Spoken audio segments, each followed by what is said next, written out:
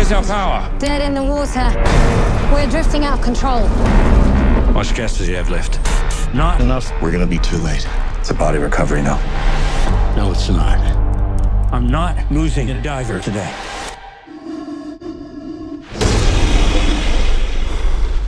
Duncan! Dave! I can't see you!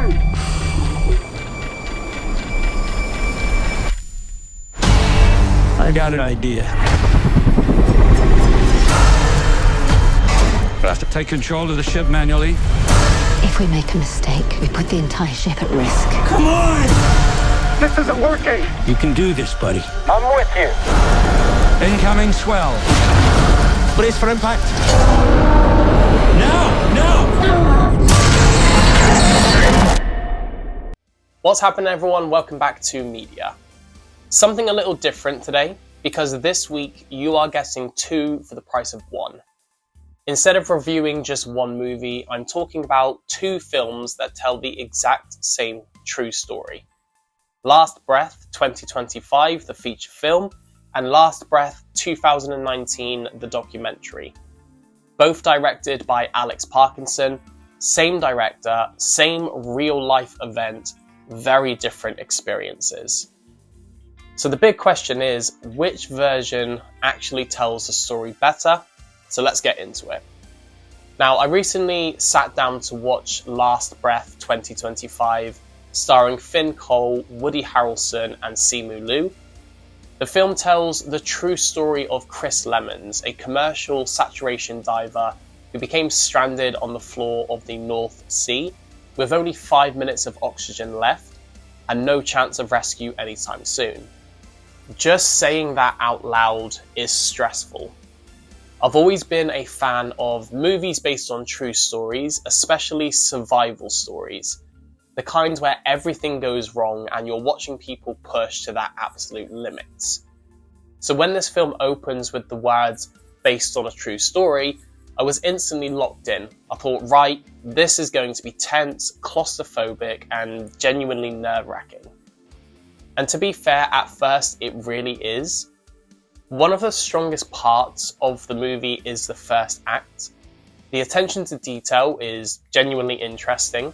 Watching the preparation these divers go through before a dive, the routines, the equipment, the mental side of it, I found all of that really fascinating.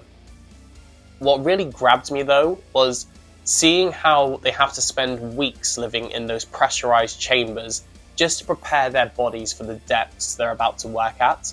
That's not something you often see in film, and it really helps you understand just how dangerous this job is before anything even goes wrong. Honestly, I could have happily spent more time here with the characters. The performances are solid across the board. Woody Harrelson is great as always. He brings a bit of humour and warmth into what is otherwise a very intense situation. But when the film needs him to be more emotional, he absolutely delivers. There's a natural charm to him that works really well here. Finn Cole is really good as Chris Lemons, and Simu Liu plays his role in a more restrained, grounded way, less flashy, more focused. No one is bad here at all. And I'm not exaggerating when I say this, nor am I making a pun, but I was literally holding my breath during parts of this movie, especially when the diving bell starts lowering into the ocean. There's a moment where Simu Liu's character looks down into the pitch black emptiness of the ocean before leaping off the bell, and that shot really stuck with me. The ocean just feels endless and completely unforgiving. I also thought it was really a smart choice to include actual ROV footage of Chris Lemons on top of the manifold. That footage adds a level of authenticity that no amount of CGI can match, and for a brief moment it really pulls you into the reality of what happened. Unfortunately, this is where things start to fall off a bit. Let me be clear, this is not a bad movie, but it is a disappointing one. The biggest issue for me is that the film is simply too short to fully do the story justice. Once the incident happens, once Chris is stranded on the seabed, the movie suddenly feels like it's in a rush. We don't spend enough time sitting in that fear. We don't spend enough time feeling just how hopeless the situation really is. So when the rescue eventually happens, instead of feeling overwhelming or emotional, it feels a bit flat, which is such a strange thing to say considering a man's life was genuinely on the line. And just to be clear, my criticism isn't about the real event at all. It's purely about how the film handles it. The story ends up feeling rushed, a bit bland, and oddly empty. Especially when you compare it to other survival films like 13 Lives, The Impossible, or 127 Hours, films that really sit in the danger and let the tension build until it's almost unbearable. There's definitely talent on display here, and the underwater visuals are really strong, but when the credits rolled, my reaction was basically, I'm glad I've watched it, but I probably won't think about it again. So I'm giving Last Breath 2025 a 2 out of 5. After the movie finished, I did what I always do with true stories. I went down a bit of a research rabbit hole, and that's when I realized something interesting. Alex Parkinson had already made a documentary about this exact event in 2019. Same director, same story. And the more I looked into it, the more I noticed that people absolutely loved the documentary. So I tracked it down because I needed to know, is the documentary actually better than the feature film? This is Slack to Delta 2, Slack 2. They're one move. Cannot give you any slack. It's the noise that something makes before it breaks. Ability stuck, ability stuck. He was trapped. Absolute stuck. We had a time-critical window. All he had was 5 minutes. I was going to explain it. We went on a dive and he never came back. I had to believe that Chris was still alive. After 25 minutes. We were still some distance away from where we needed to be. You have to remember that that's not just some person. That's the human who you know. At no point did I think that we weren't going to get him back. ROV, can you try and find my diver? We're running out of time here. Maybe we are too late. Straight away, something surprised me. Both the documentary and the feature film have almost identical run times, around an hour and a half. So how do you do two films telling the same story and make them feel so different? And I'll just say it up front, there is no competition here. If you're choosing one to watch, watch the documentary. It's more intense, more emotional, and honestly, it feels suffocating in the best possible way. The biggest difference is where the documentary spends its time.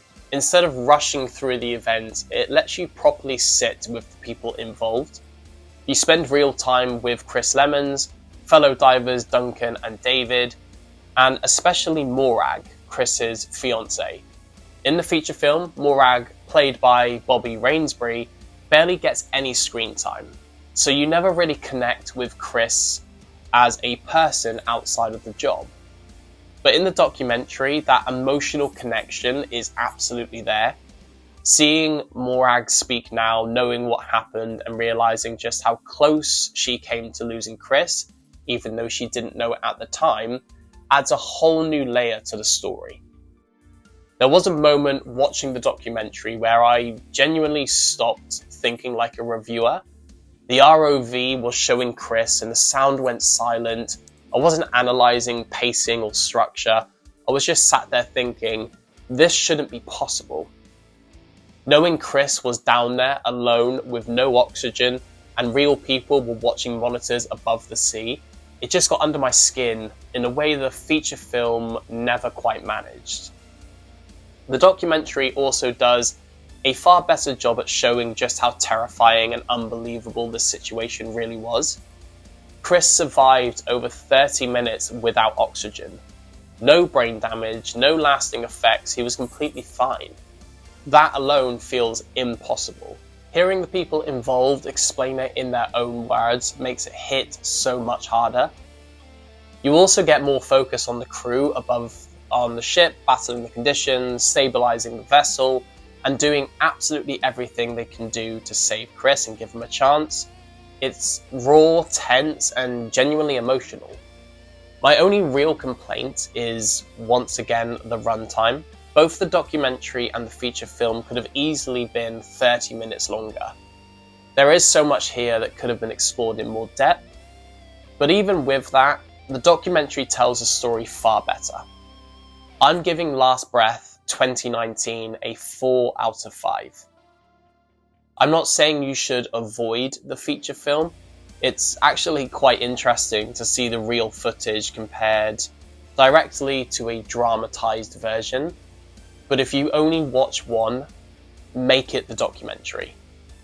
This story proves that sometimes the real version doesn't need Hollywood to make it dramatic. So that was my deep dive into both versions of Last Breath. If you have enjoyed this kind of comparison review, let me know. I'd love to do more of these. Please don't forget to like, subscribe, and share the video if you enjoyed it. Thank you so much for watching, and I'll catch you at the next one.